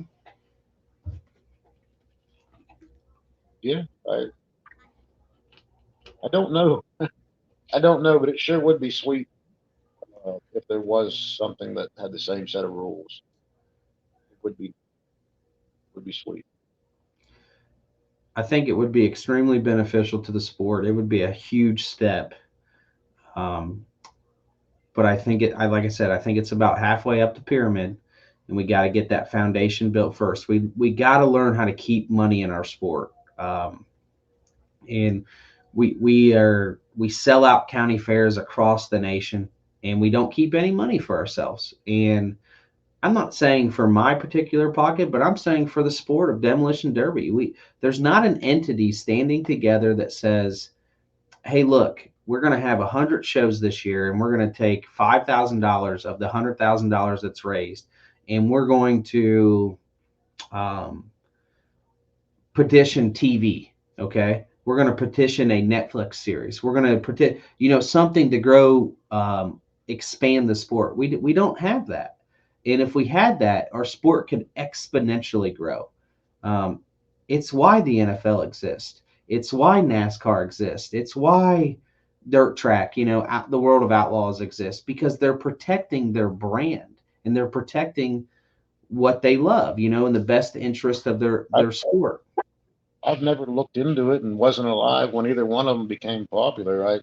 Is there anywhere to even research what they did, or have you already done that? I don't know. Yeah, I mean, I've researched it a ton. That's why I said I think there's probably 20 different ways to figure this out. It all comes down to commitment and willingness from our sport. Well, I can And tell you that as much as I'll tell you people won't watch Demolition Derby, I'm surprised they watch WWF. I really am. Like if W and I don't even know what they call it now, WWE. If that stuff's still on TV, I don't know how Demolition Derby is. So what you're telling me is we don't got the right guy getting us on TV. Is what you're telling no, me. well, we don't have anyone attempting that, right? And we don't have what we have is we have such an internal fracture within the derby world that we can't collectively showcase. So I got Jegs on board, okay, for example.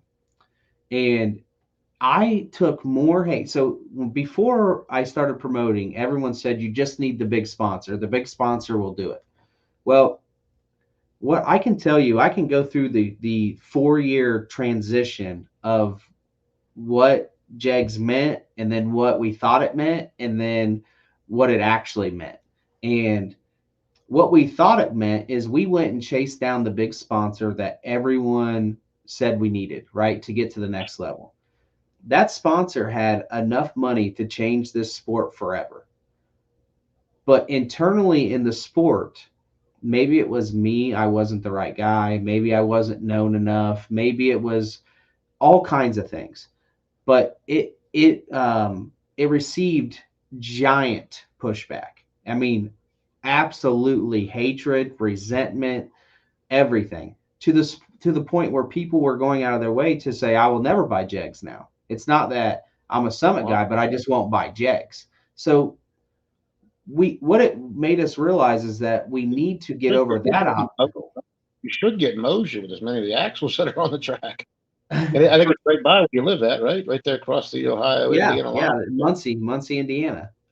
You know, not But to then interrupt again, you. if you got Mosier and then everyone changed to Strange because, I guarantee you we can get Mosier Axle to sponsor us tomorrow.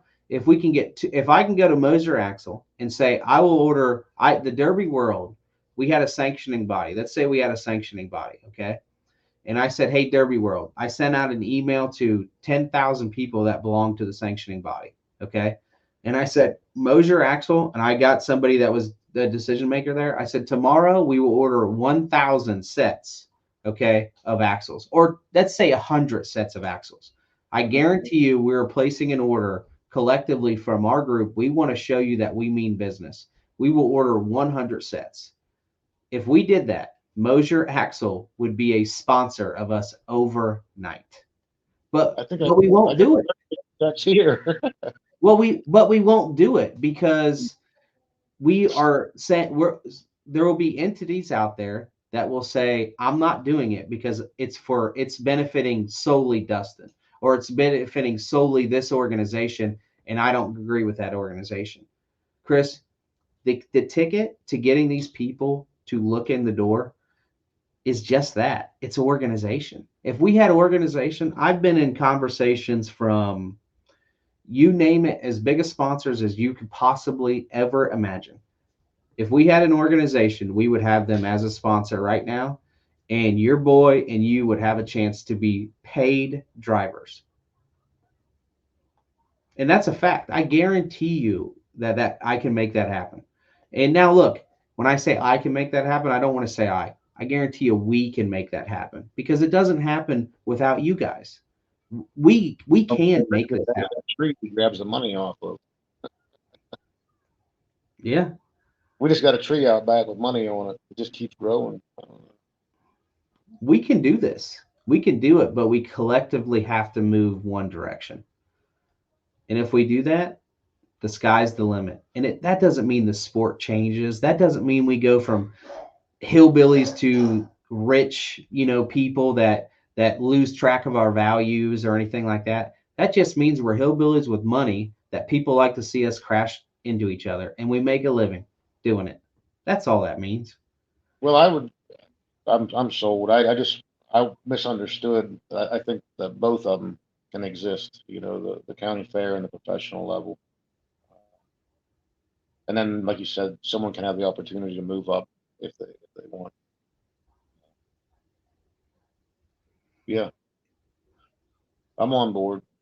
Put me down for 2 sets of axles. Dude, I'm telling you, we can do it. I had Boxo Tools. Probably never heard of Boxo Tools, but Boxo Tools makes a great tool product. And I was in a meeting with them. There's been people that have bought Boxo Tools through our links, and I can send you a link. You can check it out. But we have to understand who we're going after. So, for example, Boxo Tools, the way they market their business is they have a little higher price tools, not as high as Snap-on, but a little higher price tools, but the quality's there. But what they do is they go out to entities like us and they say, I want to sell to those guys. By the way, I want to sponsor those guys, but you have to support me too. We got to be selling Boxo Tools, right? And your guys have got to be buying Boxo Tools. That's a different business approach than, say, Snap-on. Snap-on's never going to look in the Derby world and say, hey, look, I'm going to sponsor people in the Derby world, because the way their business is structured is they drive these big trucks around, as you know, and they go to all the mechanic shops, and that's how they make their money. They're not interested in supporting this niche demographic. Well, but Boxo Tools is. So if collectively we as an organization and as a entity of, belonging to the organization said, we're going to buy only Boxo Tools this year, I'm going to tell you right now, people would be getting their colleges paid for because Boxo Tools is paying them that much. Or they would have salaries. It would be insane. That's how they want to have those relationships. So we have to understand who we're targeting as sponsors too. And then we have to pay it forward. All right, instead of buying Harbor Freight this week, when I need a tool, I'm going to order this wrench that costs $3 more off Boxo Tools, because they're going to give $1 million back to our community this year. If we can do that, they'll stick $1 million in us, into the Derby world. And now, it's crazy. Well, I'm with you then. Okay, I think you better get started on it. Brother, I've been preaching this for 4 years. I think I remember Toby saying that he had talked to you one day, and he wanted to meet him at Buffalo Wild Wings or something. He Hmm. called me on the way home and told me this idea you had, and I said, that sounds pretty sweet. I'm not a numbers guy, so it didn't make sense to me at first, but it took me a week to understand what he was saying. Now, 4 years later, I'm interested in coming out, I guess. Well, that's all right, man. That's why we have these conversations. That's why I was so adamant about getting you on here, because I'm like, dude, we're the same people. We are the same people. We're trying to go the same direction. We just got to have a conversation, because a lot of things can get swayed this way, or hearsay, or this and that. Dude, we're trying to do the same thing. Well, yeah, Uh, I never, and like I said, in your defense, there's nothing you ever did wrong. There was a show that we followed that finally moved the date. Uh, and I didn't know the reason, you know. I mean, yeah. we're definitely Derby on our mind every day, but whenever I get a message from him, I'm like, yeah, we're just not ready, I guess. But I never looked at the schedule. Well, Now I, I just keep reaching out, man. I'm gonna, I'm one of those guys. Like, I'm just gonna keep reaching out because I firmly believe in what we're trying to do, and we want to get out to you guys.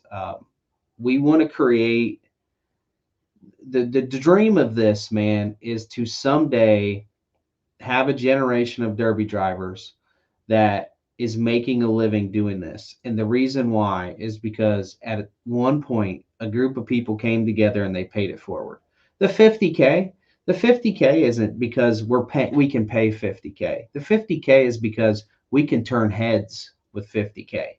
That's why. When we say, hey, there's a demolition derby for 50K, people say, what? What? You talk $50,000? Like, that's insane. It's not because, hey, we're just flaunting money around here. It's because we're trying to turn heads, man. We're trying to draw attention to our sport. actually, there's two of the guys not far from me that won the damn thing. I probably ought to be out there, huh? Yeah, yeah, for sure, Philadelphia man. Park and Hinkley Corey ain't far from here, so And we shoot. need to make sure Corey gets back. I mean, he I hasn't tried been. to I tried to rent him to be on a team with me last weekend. He ain't allowed. I ain't paying enough. Uh-oh. Yeah, I'm joking. I don't know. He's got a lot going on, man. I don't know. Uh, I don't know if he said if he's going this year or not. He hasn't said much. You would know I better than me.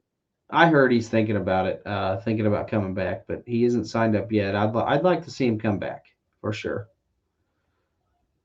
I definitely like rooting for him. I definitely do. And Corey, I think, is a perfect example of, if you have true competition. I think you'll have people like Corey that necessarily weren't supposed to win that weekend that win. And I think our sport really needs that, man. I think for a long time it has become a place where you had to have the politics, you had to have the friends, and you had to have the hardest cars on the track to win. And the format just reverses that, man. And Corey's a perfect example. Scotty's a perfect example. Kenneth Angle's a perfect example. That Blue Imperial, Ben Bowersock. These guys are all, guys that probably in a normal derby would be so low on the pecking order they wouldn't have a shot. And they've had a shot at our derby. Well, I'm gonna tell you, I'm glad Corey's on my side. I know. Uh, I didn't know how old he was the first time I derbied him, and he'd only been derbying full size car for a year or two. He said. Uh, so I have the perspective when he was a rookie, and I thank God we're friends now because I would not want him to retaliate. Uh, he's jokingly told me that I picked on a kid. I didn't realize he was 18 years old. But it come down to me and him at the Keystone Nationals in one of the first couple of years that they had it. I was just teeing off on him. I mean, and I was young enough. I think, in my 30s, but I had told myself this guy's going to beat me if I don't take him out. I didn't care who was in the car. But now that I have a kid on the track that's 18, uh, different perspective, you know. But and Corey reminded me, you were hitting an 18-year-old kid like you were trying to kill him, you know. But, I wouldn't want to have to derby Corey today. The Corey I derby, I don't know, 15, 20 years ago isn't quite as good as the one today. No, he's Uh, good, man. He's good. I mean, he's a house. Corey Roman is a household name. I think he's well. When I talk about being aggressive, I think he's great when there's 4 or 5 guys after him, and I think your structure. He's really good at being aggressive, and he can handle more than one guy. So I wasn't shocked that he did win. Uh, if it was a 3 hour feature, I probably wouldn't bet a dollar on Corey. But if it's going to be, you got to take out your competition. I'll bet money on him.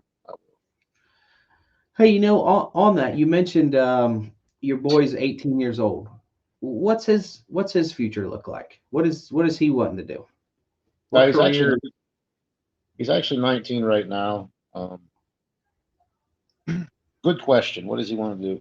So um, I've done heating and air conditioning most of my uh, working career time.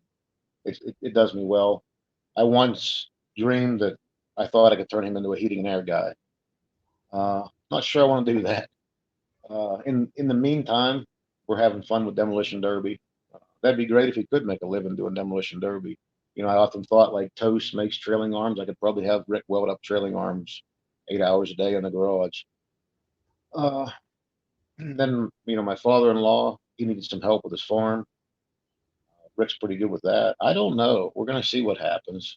He's been working with Mad Mike DeFricio. He has a recycling scrap yard, so he's been working there. I don't know. We don't have a plan yet. You know, Have don't you know ever what heard of UNOH? UNOH. No, I'm going to send UNO. you a link to UNOH. So UNOH is in Lime, Ohio. It's a motorsports university. It is a sponsor of Bristol. It is a main sponsor of Monster Jam, and it's an entire university that is basically dedicated, or at least partially dedicated to motorsports. So Where's it they again? Where's this it's in at? Lime, Ohio. It's in Lime, Ohio. And how far is that from where you're at? Um, that's where we have our King of Ohio show. It's across town. It's 20 minutes away. Hmm. So they've been a sponsor of us in the past. And I really want to get some people to go to UNOH because they are willing to start. I know the people that run the place, okay? But you want to talk about unlimited money and unlimited resources.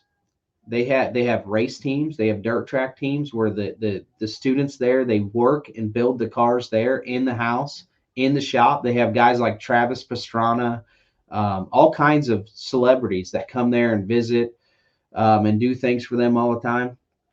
And then also they want to start a derby program. So whoever goes there as a derby guy can start a derby program, use their shop, their resources to start the after hours derby program there. And I And this is think this is in Mercer County, Ohio. this is in Lima, Ohio. It's a county right over from Mercer County. You're starting to answer a lot of questions. Now I know why Mercer County, Ohio is so tough. You got Mosier axles, right, one direction. You got Ziz Motors that way, and now you got these. Come on now, you got guys inventing airplanes over there. Saline, Ohio, Mercer County, Ohio is pretty wild over there. Yeah, it is pretty wild. Hey, hold on just a second here. Yeah, yeah.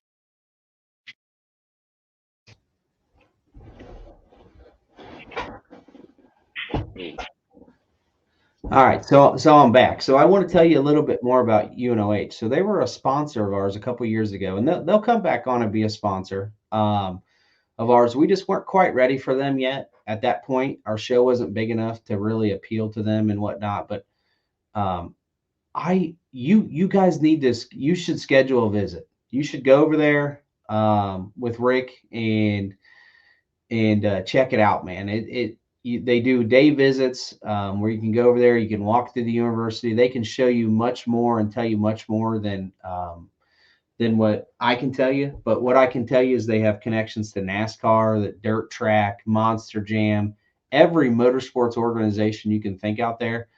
So the connections that those guys have are invaluable. I've long thought that whoever goes there and starts that Derby program, as we continue to grow this, because I'm telling you, man, it's gonna become a thing. UNOH is going to sponsor somebody, and it's going to be someone that goes to their school and goes through the trades there. I preached it to Scotty. Who knows if Scotty will do it? He has a scholarship. Scotty won our show 2 years ago, and he has in the youth class. He has a $2,500 scholarship there. It might be a little more actually, but they gave away $10,000 in scholarships at our show 2 years ago. And it's a school to learn to build things. It's a motorsports university. If he wanted to go there and said, "I want to build NASCAR engines," they're going to put him in the program to build NASCAR engines. If he says, "I want to build roll cages for dirt track cars," they're going to say, "Here's the program for you." And then eventually there's going to be a program there for demolition derby.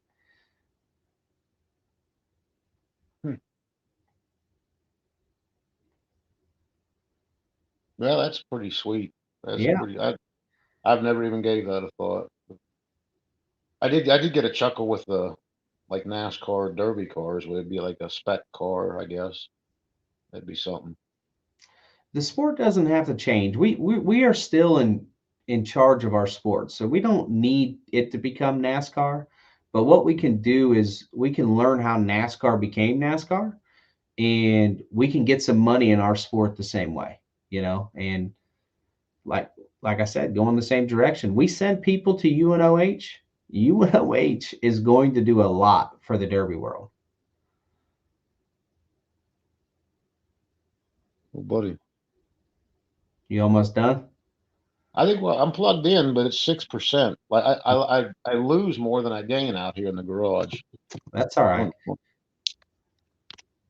Once it gets dark, I'll have to give up on it. But man, I wish I would have been more exciting for you. Now I'm a yes, sir. I agree with you everything. No, I'm sure that we got to find something that we disagree on. That's what people want to hear, anyways. Maybe we'll have you back on sometime, and you can say, "Hey, look, I thought about the format. What about this? What about that?" And you can have that debate.